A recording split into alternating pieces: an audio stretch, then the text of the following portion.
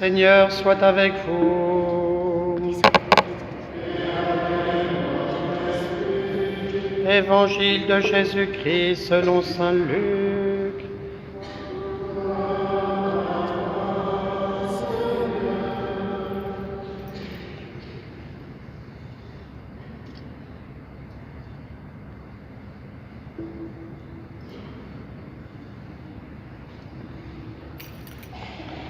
Beaucoup ont entrepris de composer un récit des événements qui se sont accomplis parmi nous, d'après ce que nous ont transmis ceux qui, dès le commencement, furent témoins oculaires et serviteurs de la parole.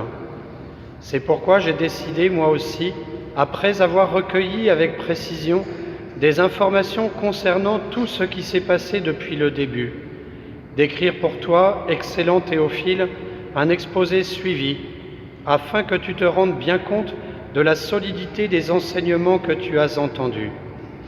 En ce temps-là, lorsque Jésus, dans la puissance de l'Esprit, revint en Galilée, sa renommée se répandit dans toute la région. Il enseignait dans les synagogues et tout le monde faisait son éloge. Il vint à Nazareth où il avait été élevé. Selon son habitude, il entra dans la synagogue le jour du sabbat et il se leva pour faire la lecture. On lui remit le livre du prophète Isaïe. Il ouvrit le livre et trouva le passage où il est écrit « L'Esprit du Seigneur est sur moi, parce que le Seigneur m'a consacré par l'onction. Il m'a envoyé porter la bonne nouvelle aux pauvres, annoncer aux captifs leur libération et aux aveugles qu'ils retrouveront la vue, remettre en liberté les opprimés, annoncer une année favorable accordée par le Seigneur. » Jésus referma le livre, le rendit aux servants et s'assit. Tous dans la synagogue avaient les yeux fixés sur lui.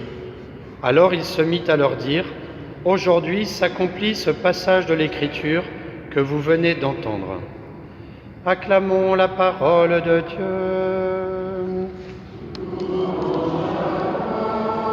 Seigneur Jésus.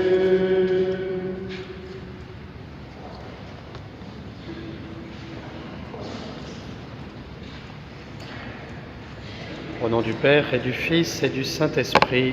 Amen. Chers fidèles du Christ, et d'abord vous, chers enfants, nous entendons ici le scribe Esdras qui cherche à enseigner à ses fidèles pour faire l'unité. Nous entendons aussi saint Paul qui compare l'Église, tous les chrétiens, à des membres d'un seul corps.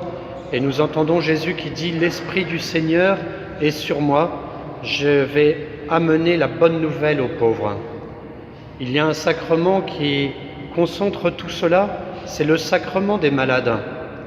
Hier, j'ai eu la grâce d'avoir un temps qui s'est libéré, d'aller voir une personne qui en avait spécialement besoin, qui vivait ses dernières heures, puisqu'elle est morte cette nuit et qu'elle a reçu ce sacrement. Et le prêtre vient justement faire l'unité dans cette personne pour qu'elle entre au ciel avec l'Esprit du Seigneur. Et comme cet esprit passe par les mains du prêtre, lui qui a reçu l'imposition des mains de l'évêque, qui eux-mêmes ont reçu l'imposition des mains, les uns après les autres, des mains de Jésus lui-même, eh bien le prêtre en silence pose les mains sur le malade, sur le mourant, pour implorer justement cet esprit du Seigneur sur lui particulièrement, pour qu'en ayant cette force intérieure, au moment où l'âme va quitter le corps, eh bien les choses se fassent vraiment comme le Seigneur le veut. Et puis ensuite, il prend l'huile des malades pour justement en mettre sur le front et dans les mains, et aussi il peut le faire sur les yeux, sur les oreilles, sur le nez, sur la bouche, sur les pieds, pour dire lorsque tu as regardé un spectacle qui n'allait pas, lorsque tu as été trop curieux, eh bien désormais par cette huile, eh bien tu es guéri de ce péché.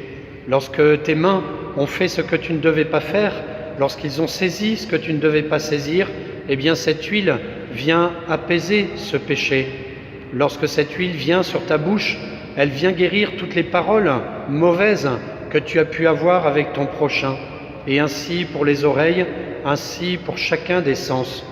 Et avec cette huile qui assouplit, qui fluidifie, eh bien le pécheur, le mourant, retrouve cette unité de tout son corps de tous ses membres avec cet esprit qu'il a reçu de Jésus, et alors son corps guéri, il peut le laisser ici-bas et il peut monter directement vers le ciel.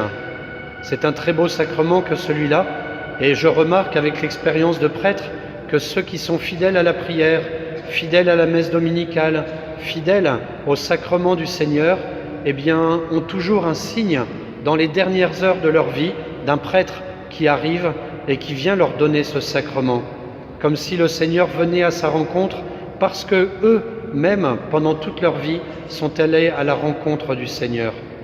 Alors, chers enfants, cette semaine, eh bien, chaque jour, le matin, le soir, dans votre prière quotidienne, priez pour ceux qui meurent seuls, priez pour ceux qui sont seuls dans une cellule de prison, ceux qui sont seuls dans la souffrance de leur cœur, pour qu'ils puissent avoir une lumière du Seigneur, un esprit qui vienne sur eux et qui les guérisse, qui les réunifie et qui les amène à découvrir la gloire de Dieu, soit dans l'éternité, soit déjà ici sur cette terre.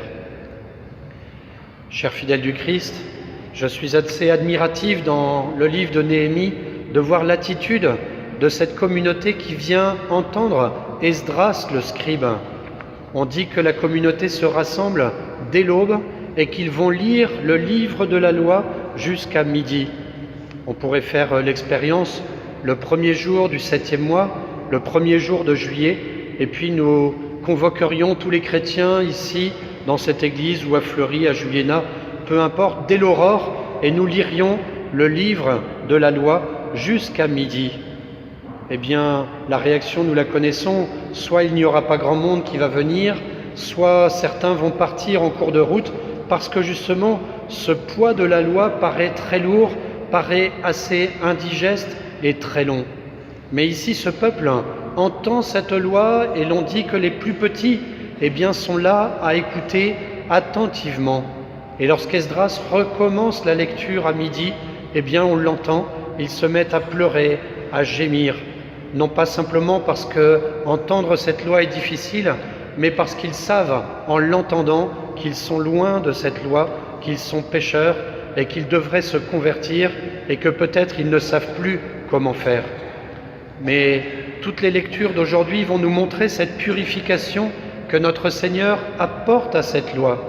C'est-à-dire que le but, ce n'est pas simplement d'appliquer une loi que Jésus trouvera lui-même trop dure, comme un poids trop lourd pour les épaules, pour ceux qui ne peuvent même pas le bouger du petit doigt.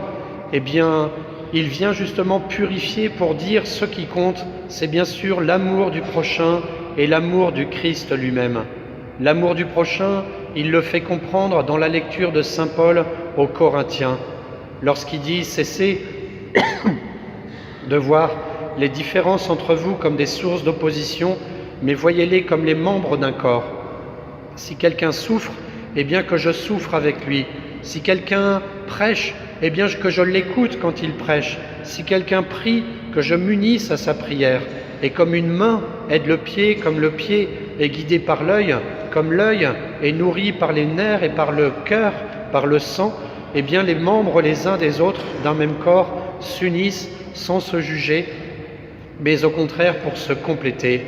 La charité entre les frères, pour se dire que notre premier effort, c'est de regarder l'autre dans ses qualités, dans sa dignité, d'être créé à l'image et à la ressemblance de Dieu.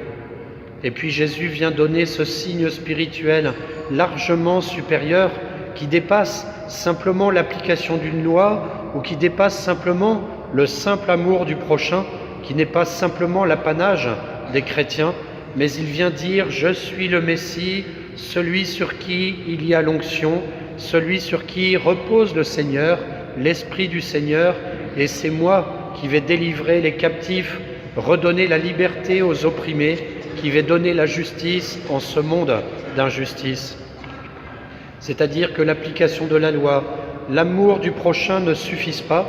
Ce qui est à la source de tout, c'est l'amour de Dieu en premier lieu. Et lorsque nous sommes chrétiens, ce n'est pas d'abord pour appliquer une loi, ce n'est pas simplement pour se rassembler entre chrétiens, c'est pour laisser l'Esprit du Seigneur venir sur moi et me transformer. Et transformer, comme dans un sacrement des malades, comme dans tous les sacrements, le fond de mon être, me guérir de mon péché, me donner une liberté du cœur, me donner la joie d'évangéliser, la fierté d'être enfant de Dieu, d'être frère de Jésus, d'avoir la vue qui nous permet de voir dans ce monde tout ce qui est signe de Dieu. C'est cela que nous voulons demander à notre Seigneur, c'est cela que le Seigneur nous dit, et lorsque dans cet évangile qui est découpé dans l'évangile de Saint Luc, avec une partie du chapitre 1, une autre du chapitre 4, eh bien Saint Luc vient justement dire tous ces signes qui sont présents dans son livre, le dernier des évangiles qui a été écrit dans les synoptiques, pour nous dire justement à travers tous ces signes, eh bien regardez comment l'Esprit du Seigneur est présent.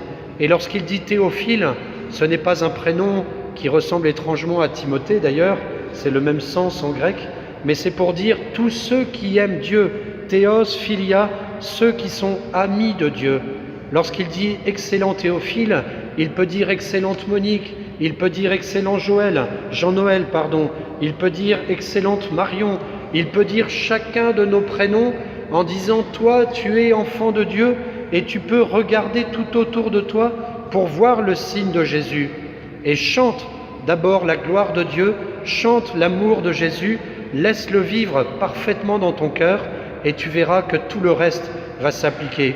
Tu aimeras ton prochain comme tu n'as même pas pu l'imaginer et tu appliqueras la loi comme vraiment tu ne peux même pas l'imaginer. Demandons donc cela à notre Seigneur, de vivre de lui pour ensuite faire vivre dans notre vie quotidienne tout ce qui vient de lui, la charité, l'amour du prochain, l'application de la loi. Au nom du Père et du Fils et du Saint-Esprit. Amen.